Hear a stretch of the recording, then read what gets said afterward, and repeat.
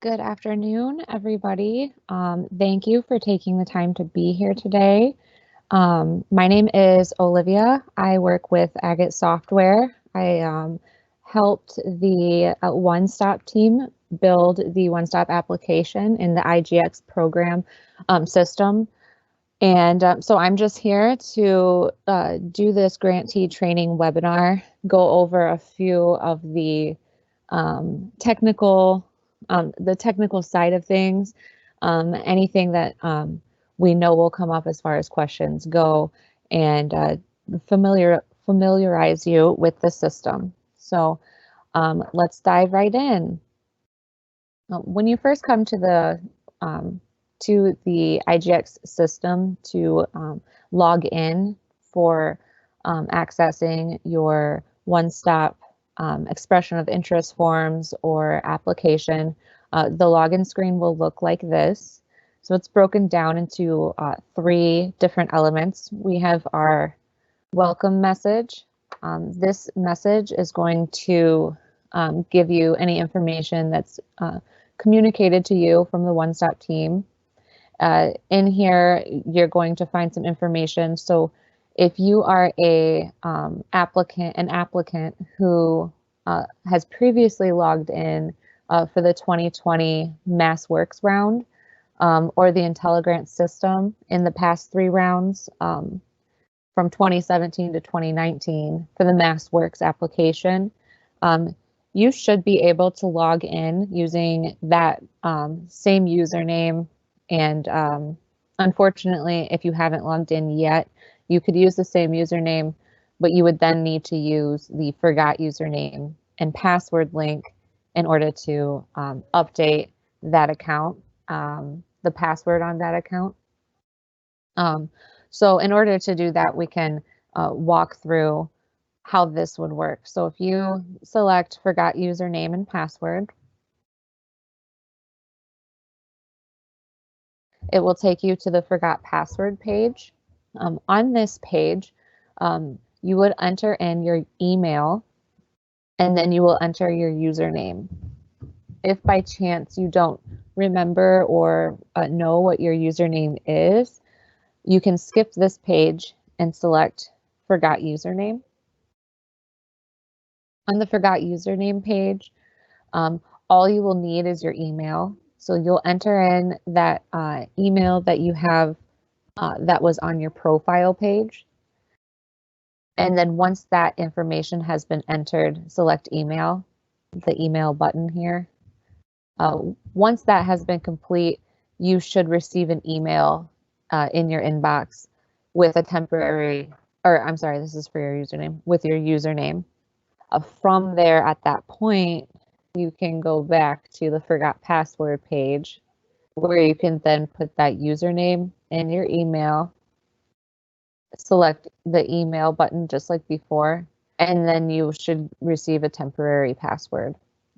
So that would be an option if you know that you already have an account. That would be how you would access into the system for the first time, or if you do just happen to forget your password or username. So that's what you would need to do. Below here, we have our welcome message with that information that we just covered. So that's here for you to reference. Then we also have the announcements section as well. The announcements is going to give you dates pertaining to the IGX system, the expression of interest, your full application, and any further details that have been put out there on the announcements for the applicants. Something to keep in mind is if you do not already have an account in the old IntelliGrant system, or if you haven't used IGX yet, the first thing that you would need to do then is select the new user register here link. If you choose this link, a pop-up form will display, and you will want to fill out every required field. So not every field is going to be required, but you'll want to make sure that the important fields that are required are completed. And below here at the very bottom is our email, username, and password field. So each one of these will need to make sure that we have a valid email, something that you are using that's up to date. Your username, so this is going to be something you'll want to remember because you will use that to log in with. And of course your password, and it will have the specific credentials that you'll need. So if you need all caps or a capital letter, numbers, you'll need to make sure that that security requirement is met. And then once that information has been saved, you'll select the Save button, and you should receive an email once that account has been approved. So you will receive, so the administrators in the one-stop side would receive an email that your request has been made, and they would then go in and approve it. At that point, you'll receive an email, your account has been approved, and then you would go back into this login screen and enter in that same username and password that you had entered before. So when we first log into the system, log in now. The first thing that you will, the landing page that you will come to is the dashboard. The dashboard is like your home screen. It's your hub for all of the information that you have. So we have the announcements, which is that same information from the login screen. And then we have our the My Tasks panel. So the announcements is the same as the login screen. The My Task panel is going to display any documents that you might have created, or that someone else may have created that you are attached to, that you have an action item for. So this is a testing environment that we have here that I'm using, and I have a few applications, but you may have multiple one-stop applications as well. But each one of these applications are essentially they are still in process. And so what that means is that I can just go to the My Task panel here and find my applications that are in process and access them by selecting the name link. And we'll cover more about accessing our documents in just a little bit. This is just to cover the dashboard and to cover these three panels here. Just to wrap up the My Task section, we have the filter. You'll notice this filter throughout the system. It's a search filter. So just like you would imagine, it filters and narrows your search results. So if I wanted to, if I have multiple applications and I remember what my unique ID is, those last 5 digits of my application, then I can narrow my search. So that's the only thing that is going to display. So here I have different documents with that same unique identifier, but these are different. So different types. I have Mass Works, a different type of project, and that are showing up with that identifier, but it narrows my search results. And you can do that same method with organization, status, or type. So you can choose from your type and you can choose your status. And once that selection has been made or the data has been entered, you'll select search, and that information will filter for you in the results. So usually with these, what you're going to see is the same pattern. You'll see the search filter where you enter your criteria, and then you'll see your results. So it's the two, the filter and the results. So that is the My Task panel. And here we have our My Opportunities panel. So the My Opportunities panel is going to cover anything that you can initiate. So this is where you will come in and begin your expression of interest, or begin your one-stop full application. You have information here, the name of the document. We know who our provider is, EOHED, and then we have our availability dates. So the information here is going to tell us this is when it's available, this is when it's going to end, This is just test data. So in our shared environment, it says 115 to 42. And then in for the full application, we have 16 to 64. So that's going to give us a little information. So these are the 3 panels. I'll get more into the My Opportunities in just a moment. Just want to kind of go over just one last thing with the dashboard. If you aren't liking the design, I guess, of the panels, like the format where they're at, or how big they are, what they look like, you do have an option. So we have these buttons here. They're navigation buttons. If you go to the button furthest to the right where your name is, you select that. Choosing your name is going to give you this drop down. You'll have a few options: profile, messages, and edit dashboard. And then of course our logout button. For the purposes of this demonstration, I'm just going to select edit dashboard so that we can see what that does. So choosing the edit dashboard is going to, you may have noticed it. So first of all, I have these 2 new buttons here: add panel, save. And then we also have 2 new buttons in each panel themselves. So the little wheel is an edit button. If you select that little wheel, it's going to give us a pop-up. And what this is simply aesthetics. So do I want it wide, tall, what have you, however you may want this to look. And if you make the change, then what's going to happen is that is going to change the look of it. So that's an option. You do not have to mess with it. It's just there.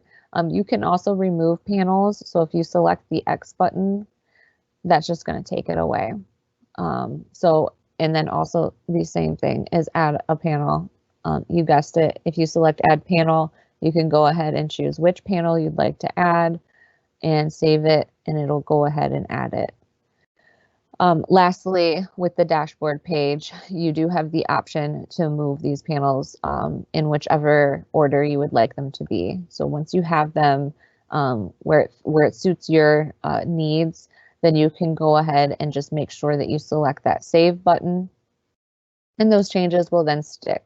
So whatever you updated to that dashboard, once that save button has been selected, then it will go ahead and save it. So every time that you come back to your home page, you will see that that update that you have made to the dashboard. So moving back to this button over here, this navigation button where your name is, if you go ahead and select it, this is going to give you, as we've already covered, these options: profile, messages, edit, dashboard, and log out. If you select the profile option, this will take you to the page that gives you your, first of all, your profile, your personal information. This is going to be your contact info, your name, your organizations that you're attached to, how long you've been attached to those organizations if you're part of multiple. This is where you will update your email or your phone number. Please keep in mind that whenever you are updating your profile, that your email is always the correct email. And this is something that you check on a daily basis or weekly basis, that you check routinely. If your address changes, this is where you can update that as well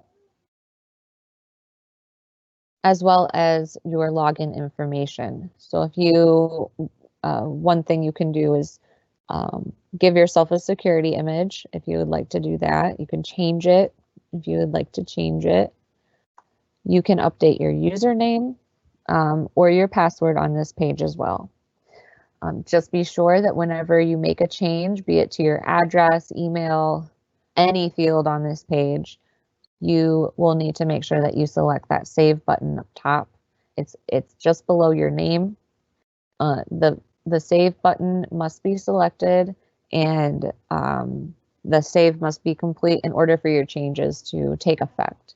So your changes are not going to be saved if you made a change, say to this page, and you were to click away, then that change isn't going to take effect. So if you go back to your profile page, you'll see I made the update to the security image. I did not select save. It did not save my image. So just be sure that when you are working anywhere in the system, that when you make a change, you select that save button. Something you may have noticed is this is where your profile is kind of what gives you access to your organization information as well. So this is going to take you into prevalent information about your org. So if you were to select, well, first of all, you can see your organizations here listed with your role. I'm logged in right now as a grant administrator. That's going to give me the info that I need to know. Like, so I am a grant administrator, been active in the system since September 9th. This is the person who assigned me, and these are the 2 orgs I'm part of. And then if you were to go to the left over here, that's where we can see, okay, this is my organization information, like my hub for it all. If I select the org info link under one of my organizations, I'm going to minimize this one, then that is going to take me to my organization info page. So the profile page was my personal information. This was about me. So this is my profile where I'm filling in info about myself.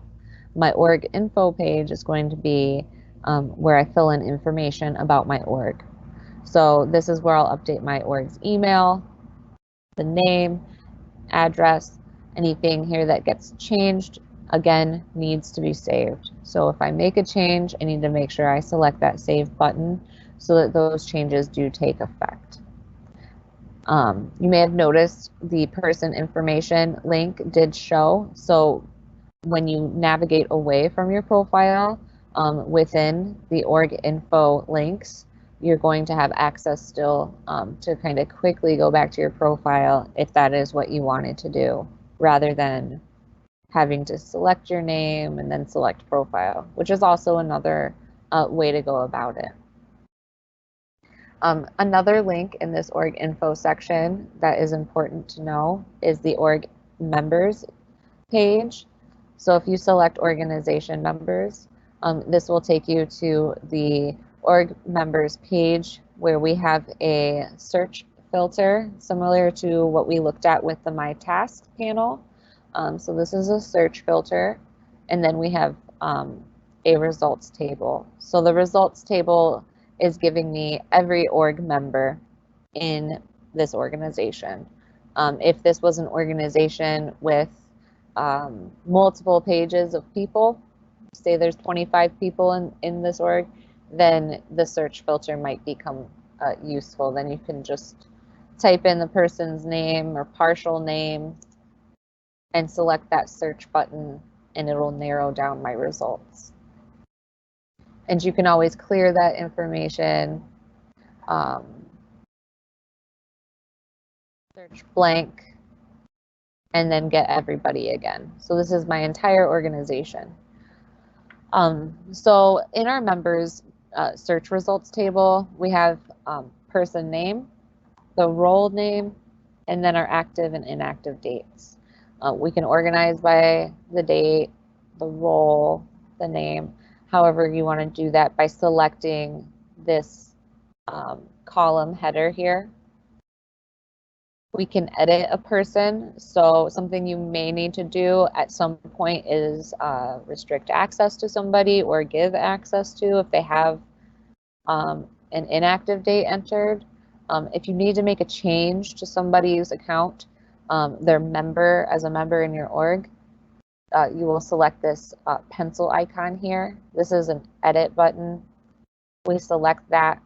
It's going to give us the person's name, tell us their role, and then we can go ahead and change, if we needed to, the dates. So the active date is something, you know, we can't go back and change, but we can move forward and say, give them a date in the future, or we can do the same thing with an inactive date. So if I wanted to say this person is no longer a part of this org and I need to give them, no longer give them access, then I would select a date and I know that it'll be on February 9th. If I make that change and select save, then that person's date would then change here on the results table. Inactive date, February 9th. So this person would still have access to the system up until February 9th. Say I accidentally chose the wrong person and I need to make sure that this person has access. I can go ahead and select that edit button and remove that date. Select save, and the date is cleared. So this person can still access the system. So if we were in our org members page and we needed to say that a new person joined the org, then I would need to add a person to the organization. So remember, we're coming to the org info page and the org info hub to the left, and then we're selecting org members, organization members. And then within this members search filter panel that we have here, we can select add, this add button in the upper right hand corner. This is going to open up a blank form for us. This blank form, if you filled out a registration form on the login page, it's very similar. You can just fill in the required fields. Again, not every field is required, but the important ones definitely are. So first and last name, address, definitely need to make sure that the email here is the person's email and that it's the correct email. And then selecting their role. So if you need to add this person as an administrator, staff, consultant, you would choose their role. And just like when we were looking at the members' results, the dates need to be completed. So if we have an active date, we don't need them in the system till February 11th. And we know already that we only really need them in till April 16th. We could certainly do that. Or we can just keep this date. Most cases, the inactive date would stay blank and we wouldn't need to add an inactive date. And then be sure that the security information is completed. It will not allow you to save if this information is not complete. Whatever you enter for the username and whatever you enter for the password should be written down or emailed right away to the person who you are adding so that they can then have access to the system. So once you select save and you've added that person, then that name, the first and last name, will then be listed here in this table, as well as their role and then the date that you need them, that you set for them to go active. If you didn't change the active date, it would just be the day's date. So if I did it today, it would say 2/4/21. And again, if you added a person and you needed to make a change, say you aren't sure about their email, but you want to go and look at their email, you could go in and look at somebody's profile by selecting their name.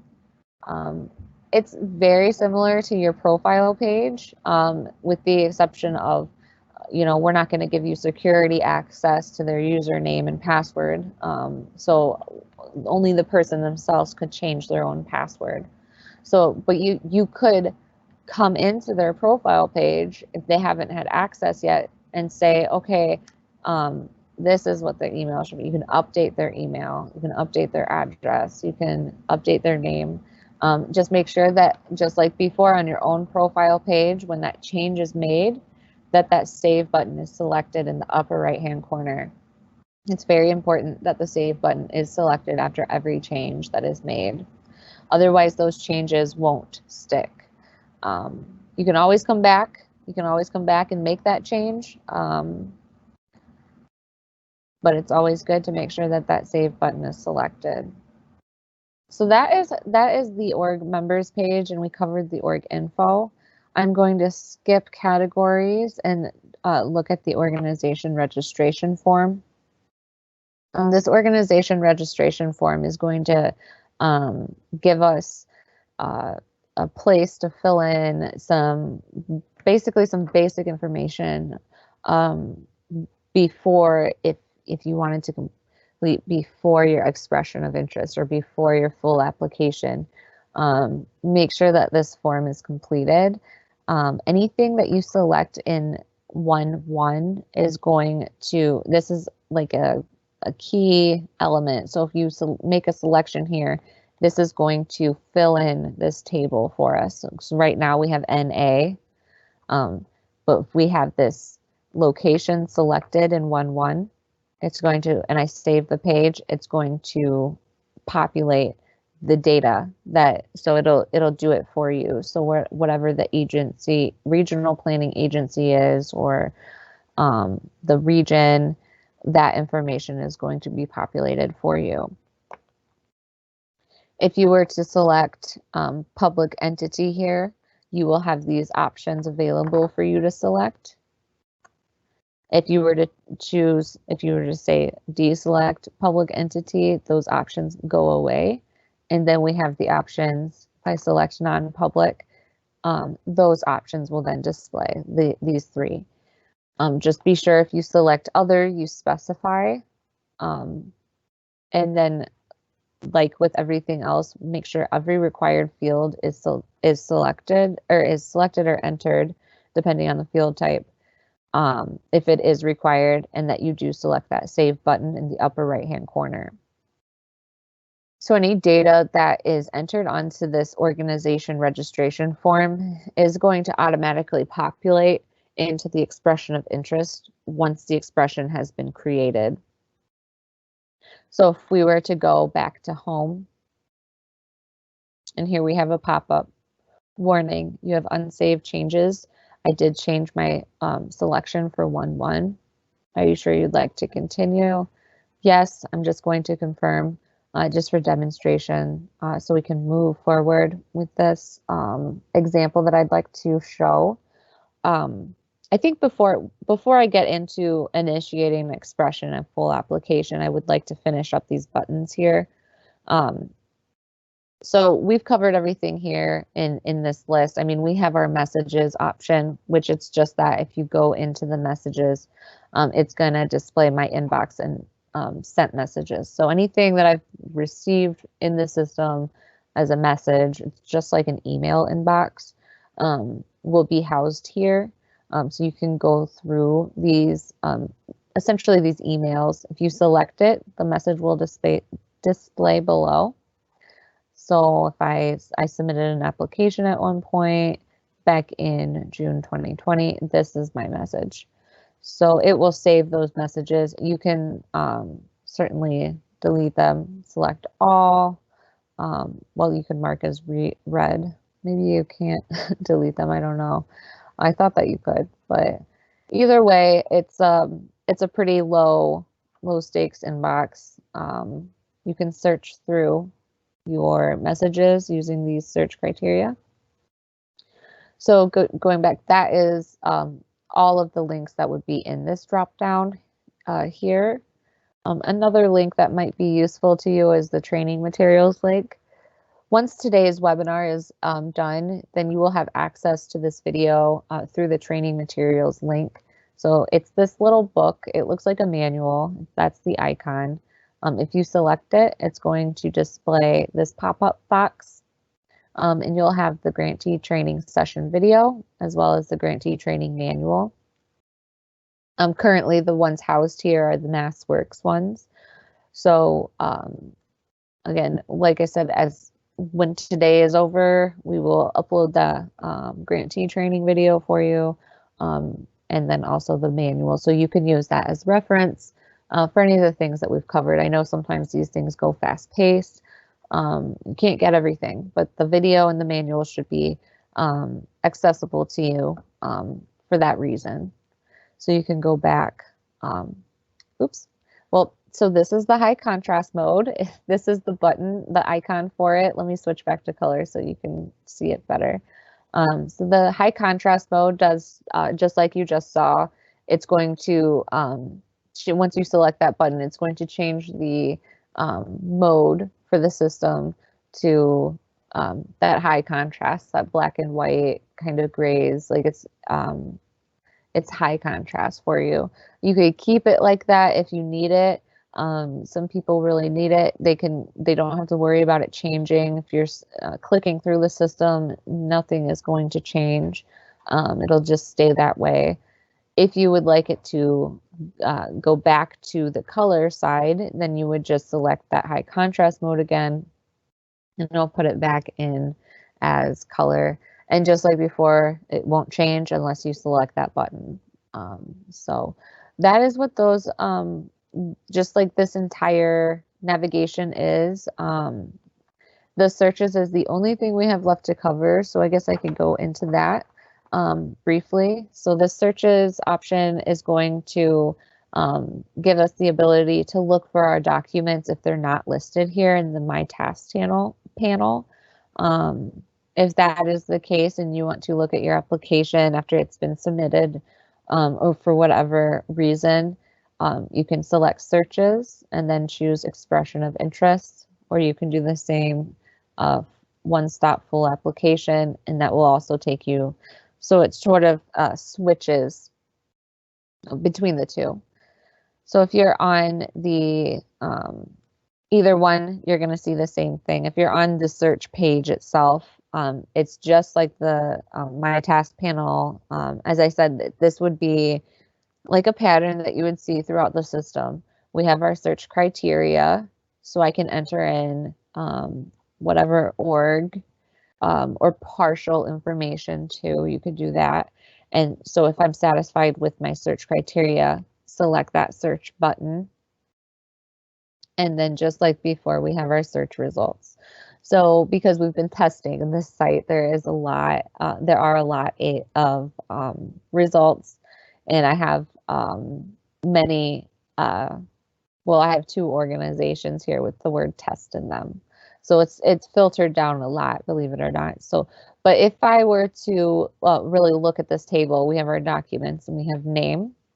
So this side is the expression of interest. So we have our link to go to our document. We have our organization listed here. So whatever my org name is or the org name is. We have the type of document, the status that that document is in. So I can narrow my results even more if I wanted to search. I don't know why I would want to, but for a specific status, canceled, I chose. So it narrowed my search results by that status. And just like we saw on the org members page, we can choose the link at the top, and it will kind of reorder based off of that. So if I want to do it by ascending or descending by the alphabet, I can certainly do that. So that is the search pages. It works the same on the full application. Again, if I just wanted to search by app submitted or complete, I can do that. I do not have one that is in that step. So I could narrow by the app in process step, and it's going to give me every application that's in this status. And you can do that with name, organization, type, or subcode as well. And just like before, we can clear our results, and then we can just choose a different option. So if I just wanted to see the ones with testing, then it would narrow my results a little bit more. So that's how we use our search filters. Again, if we want to go back to the dashboard page, we would then select the home button. So that's going to take me back to my dashboard. If I choose the home button, go back to my dashboard, and I'm ready to initiate an application, I'm going to go ahead and select that name, so that link in the name column in the My Opportunities panel. So this panel is where everything kind of starts. So before I do my full application, I'd like to complete my expression of interest if I select that name link, it's going to give me a few things. So this pop-up is going to tell me who's providing my this document to me to fill out. So we have our EOHED. This particular grantee or applicant is part of 2 organizations. For that reason, I have 2 organizations listed here. If you're only part of 1 organization, you wouldn't even have to worry about that. It would just be completed for you. I'm also going to get some information here about the availability dates. So I know, how long I have until this I can submit. And then we also have the description, the full description, and then the full agreement language. And of course, you have the option here. So if you select agree, it's going to go ahead and create that expression of interest for you. If you select decline, then it's not going to do anything detrimental. It'll just decline. You didn't need to do it for whatever reason. You can select the X button, which will do the same thing. It'll just close this box, and you can go do what you meant to do if you meant to do something else. But for this purpose, I'm going to select agree so that I can create a new a new document or expression of interest. Once you do select agree, what's going to happen is the document will be created. So at this point, we're looking at the document. So here we have a few different things that we're looking at that we haven't seen yet. So the first thing is our document landing page. You'll notice and below here are details about our document. So we also have the name,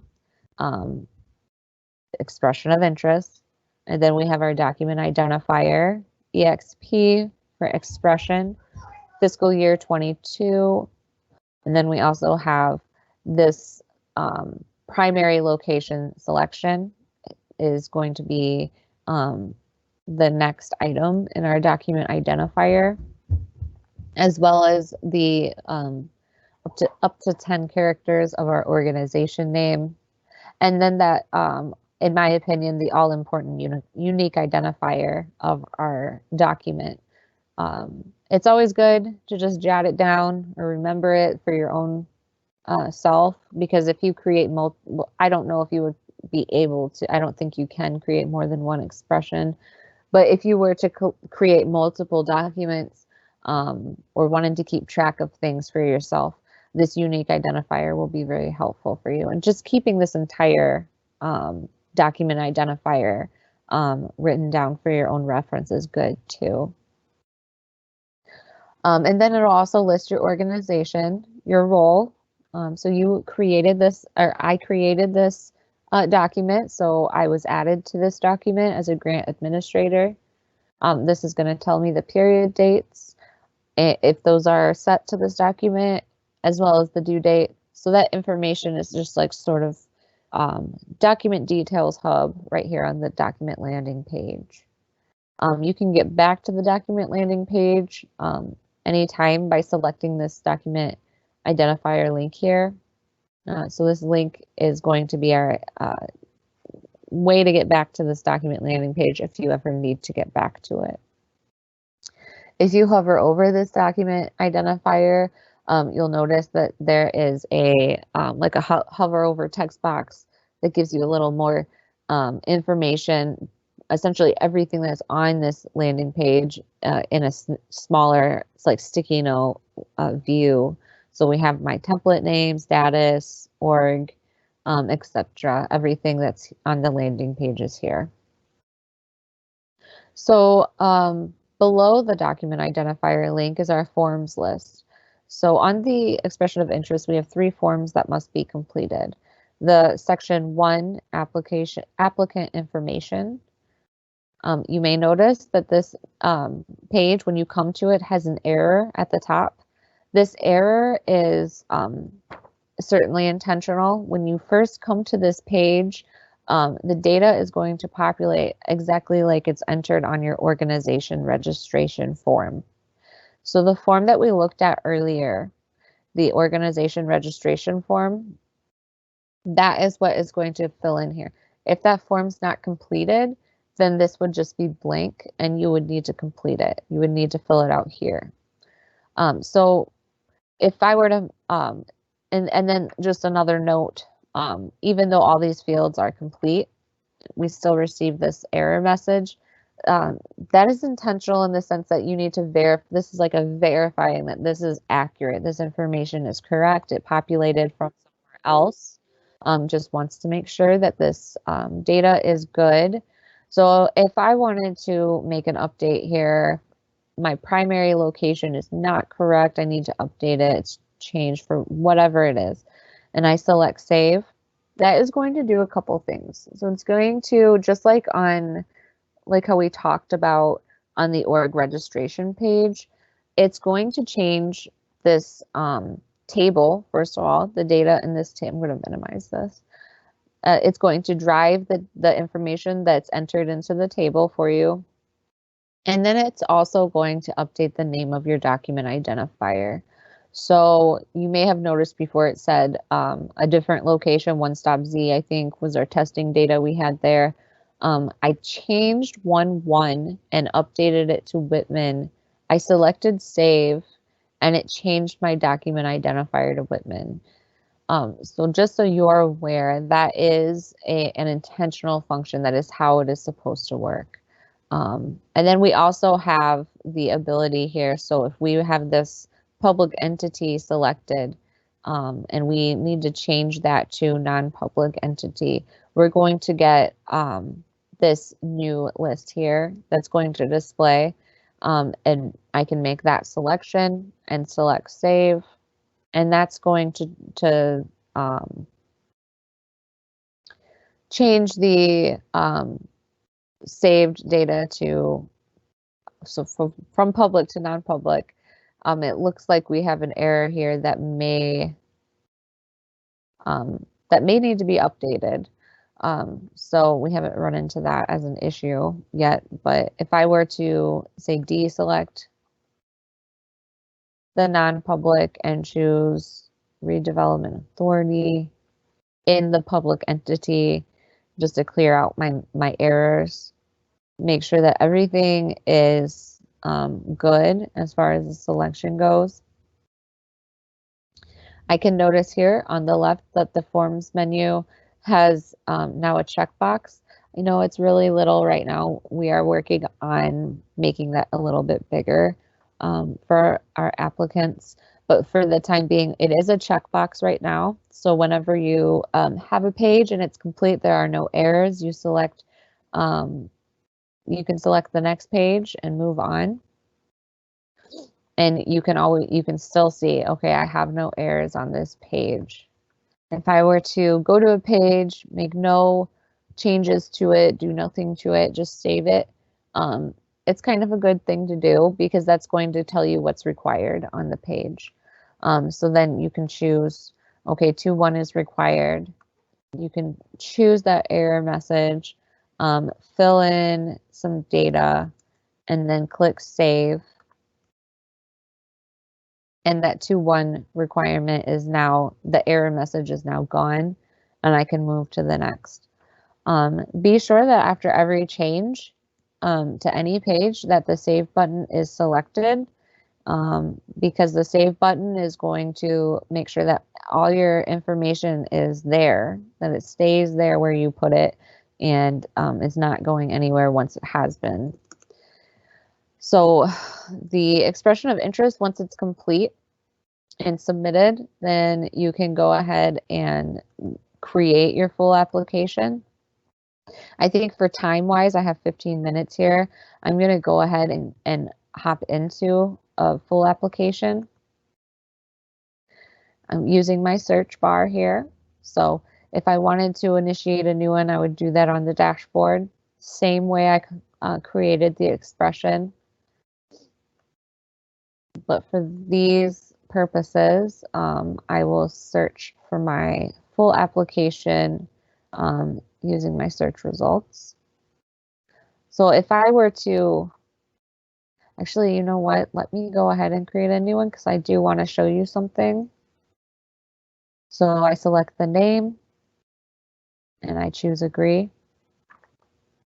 I think this will be something that you do want to know about. So I already have a number of expression of interest in this testing environment that is complete. So this is an example that I do want to show you. So what's happening here is our full application, just like the expression, we have our landing page, same details page, same kind of thing going on here. So instead of EXP, we now have full. Our name is still using that same convention. The unique identifier will be unique to this full app. So just be sure that you keep both sets separate. But if we go down into the forms menu, you'll see that there are more forms for you to complete than what we had on the expression. The first thing to notice is that now our applicant information is populating from our expression of interest. So the data that is entered into the expression of interest page is going to drive what is entered into your application. It's all just copied straight from it. So we have all this data that's from a submitted expression of interest.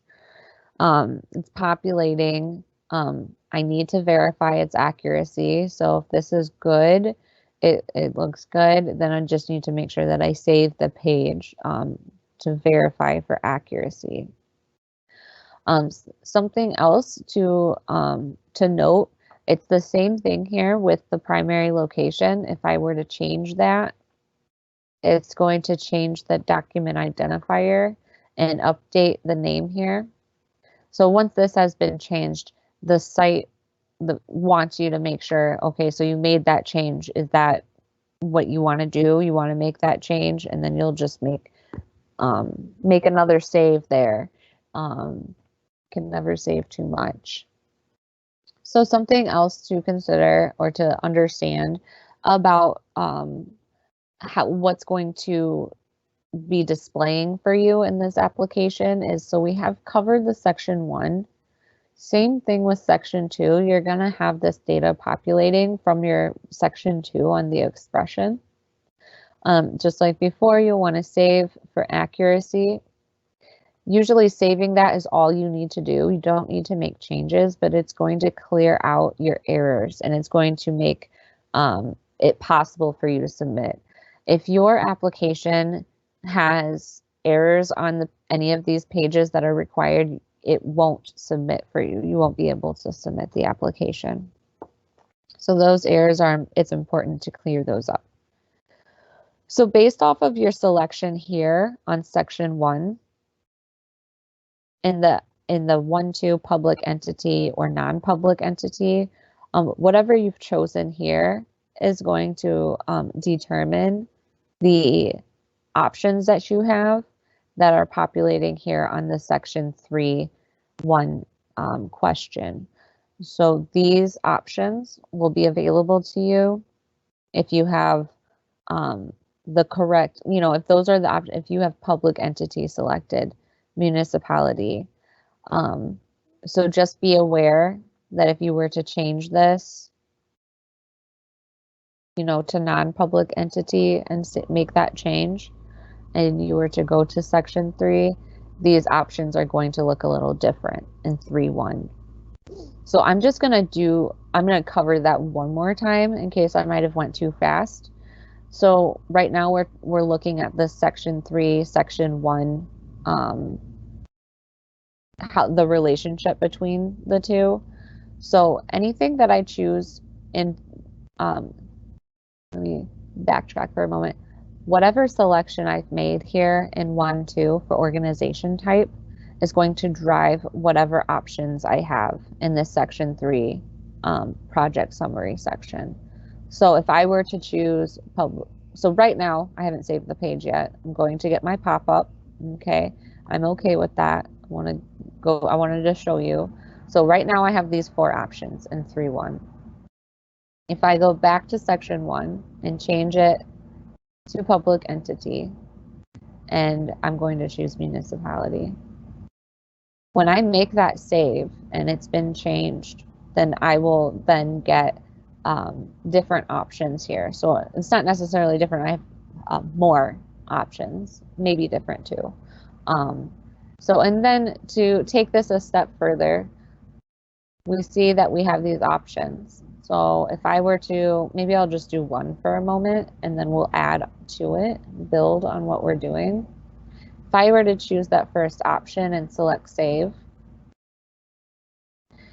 few things just happened. So first of all, we got our error messages to the right.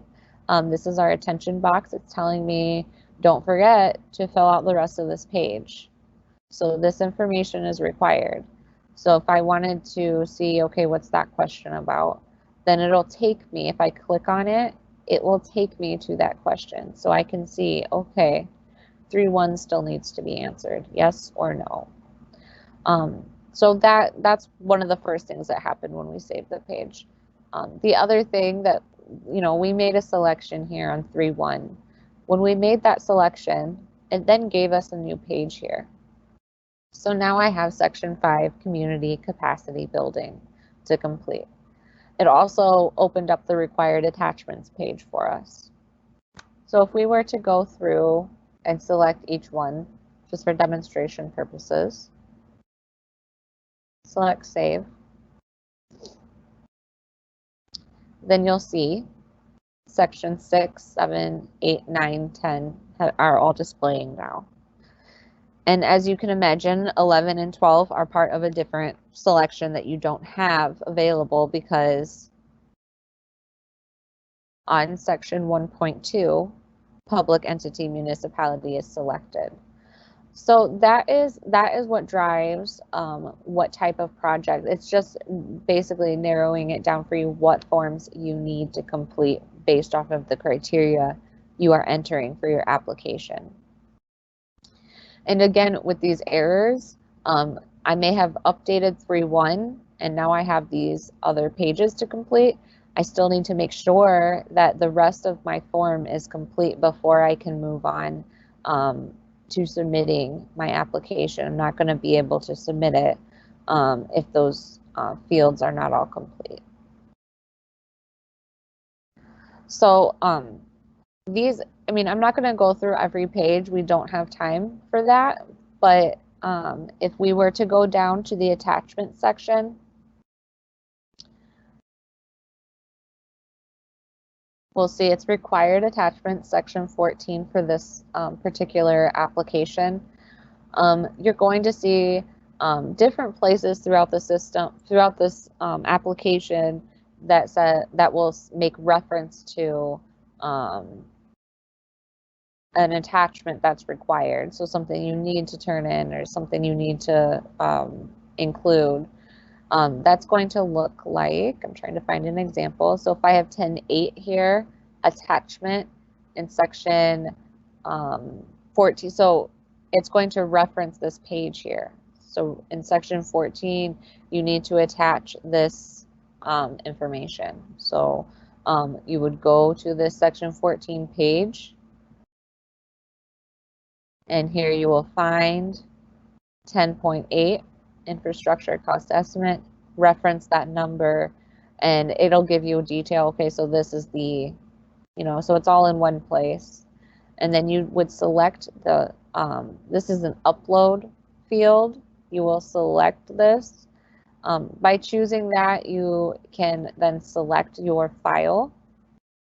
Once you select your file from your browser, your file browser, and select OK, then the document will then upload itself into the page. It will say done. There'll be a little check mark next to it. And then as well as your file name. So this will tell you if it worked or not. So it says done and I have my file name. I can select it and essentially re-download it if I needed to. And then, but again, it's really important to note that once this has been uploaded into this page, into this field here, that this save button is selected. So choose that save button in the upper right hand corner. If I add a file to 10.4 just above 10.8, it says done. But if I navigate away, say I'm like, okay, I'll navigate away. I never clicked save. And then I go back If I look at that 10.4, there is no file.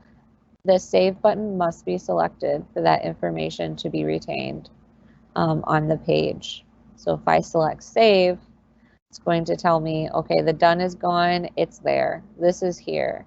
So that is how you would like upload your required attachments. And this is in general how you can navigate through the application. You can initiate as many applications as you need. So let me go back to the home page for a moment. So the expression of interest is limited. If you can describe up to 5 projects, like project ideas for feedback in your expression. I'll show you which page that is. I think that's one of the pages I didn't necessarily look at. But if you go to your menu here into section 3, you can enter in up to 5. So we have our first, this entire section. If there's another one, you select yes, and so on and so on. So that's going to give you the ability to enter ideas to send in. But again, you can only fill in one. You can only create one expression of interest. Yes, confirm. But the application, as many as you need, you can. And once these documents have been created, just like I kind of opened up with our task section, you can go back. I mean, you can always search for your document using searches, but if it's still in process, it's in that in process status, you'll always be able to access it from your My Task panel on the dashboard. So if you wanted to go look at your expression of interest that you have started, then you can, and it's in process, you can access that from the My Task panel. Same thing with your full application. You can narrow your search results here by selecting the type. So if I wanted to just only find full applications, then I could do it that way. And it will narrow my results. So I only have my my applications, everything that's been initiated. So again, like I said, you can search. You don't have to use this task section if it's submitted or if it's in process. You can use this search feature here as well. So selecting searches is going to give me these two options, expression or full application. And then I can either search just blank, nothing here, or if I know what my unique identifier is, I can narrow it down in that way as well. So that just is a general, so that covers everything that we've talked about. Actually, you know what, if anyone is still stuck around, I know that my hour is almost up with you. I do want to, so the submit option isn't necessarily there right now because submit is not available yet. But if you have, when that time comes, you will, there was quite a bit I didn't get to here. So we also have the tools, and then we also have our status options. These two areas will be included in the manual. And I'll cover it quickly here in the next 5 minutes. I know I'm going to go over, but just so that it's in the video so that you can reference it later if need be.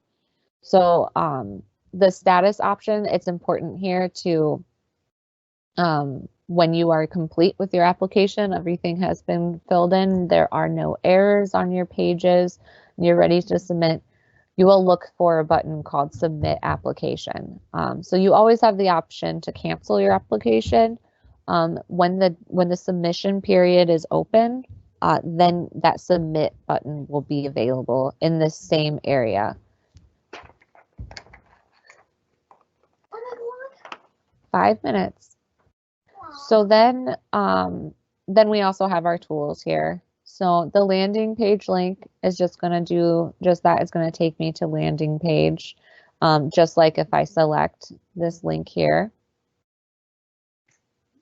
Add Edit People tool is going to give me the ability to add people from my organization. So if I needed to add a new grant staff or grant administrator, I can select this plus sign button here. It's people assigned to this document, and then it's the add button. So we select that. This is a search filter, just like we see all over the site. You can narrow if this person, you know their name, or you can narrow by the role. If a person in your organization exists with that role, then they will display here in the document person results. To successfully add a person to the document, you would need to complete this. It's almost like a form. You need to complete this. So this is the person's name, their organization, and then we come to the document role. So if I want to add a grantee staff to this document, I would select their document role, grantee staff.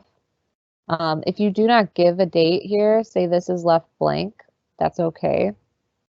You just select save, and that person will then be added with today's date as the active date.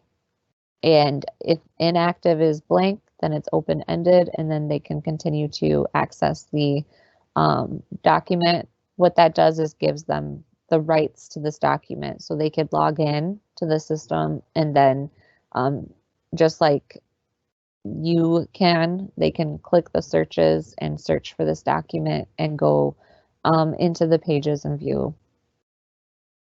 If you want to edit that person, you can select the edit icon. And this gives you a little bit of room here, so you can change the role for that person. And if you need to give them an inactive date, you know that that's the date that what they are doing is done, then you can just plan ahead for the future, and then on that date, they will no longer be able to search for and access that document.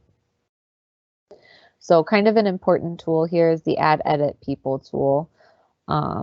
Again, this will be covered in the manual for you. These other tools I won't cover now because I know it's about time to wrap up. So I'll just leave them here for you to explore and use the manual if you have any questions, or certainly reach out to our help desk for any other questions that you may have.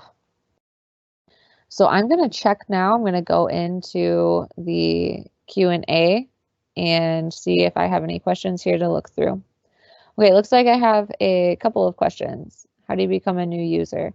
I hope that I already answered that question. If that question is still a question, I will make sure that I send this entire list over to the OneStop team so that they have it all. But I think I covered how do you become a new user with the new user registration form. DUNS that's like a core thing that we can't really remove for the IGX system itself. It's not required for this particular site. So that is not something that you would need to complete. It's not a required field. Who would be the administrator? I would say that is a one-stop question, one for the one-stop team. I'm not entirely sure. I think it would just be whoever's in charge of your completing applications. Is the DUNS number a required field?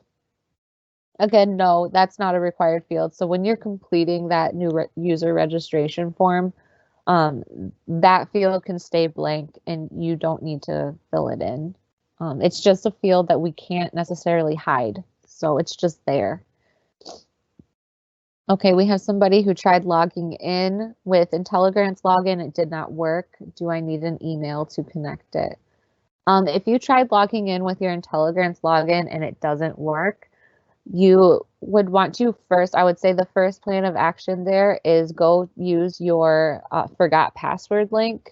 Try that first using your email that's on the IntelliGrants profile. If that doesn't work, it'll tell you. It'll say invalid user, invalid email. It'll tell you that information doesn't match. At that point, I would say go into that next page. So this page here, I choose log out. it will take me back to my login. At that point, for that person, I would say forgot username might be something to choose. Enter your email. If at that point you enter your email, like, watch with my luck, let me add a number here because that might actually be an email. Like at that point, if that email is nowhere in the system, it'll let you know invalid info. And I would just say go ahead and fill in new user registration form or reach out to your team, the people who you need to talk to about getting access to the system, your organization. If town has not used IGX, how do we do so? In the past, how do we do so? I think we covered that. New user registration form, I would say.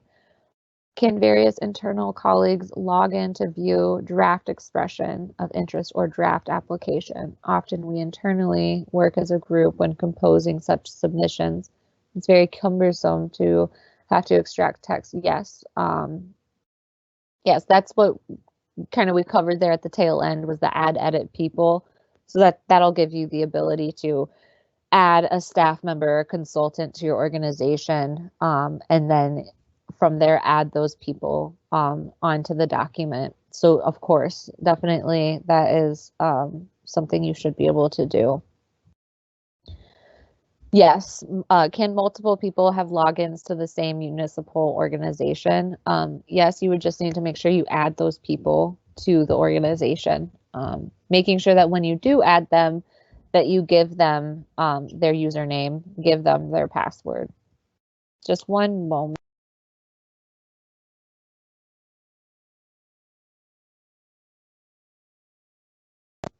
Okay.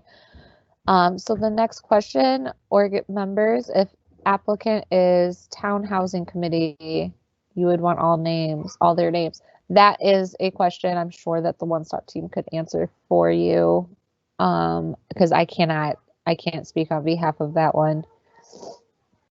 Where would the email to add a grant administrator originate from? So, I don't necessarily understand the question, but the email for everything would be on that profile page. So if we're on the profile page, let me go back in as my grant admin. Oop.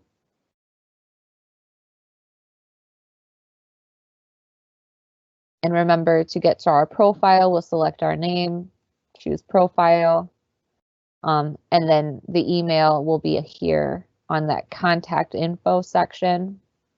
Email field is right here. This email that's entered here is the same email you would use on forgot password, forgot username, that type of thing. Okay, and then, okay, so,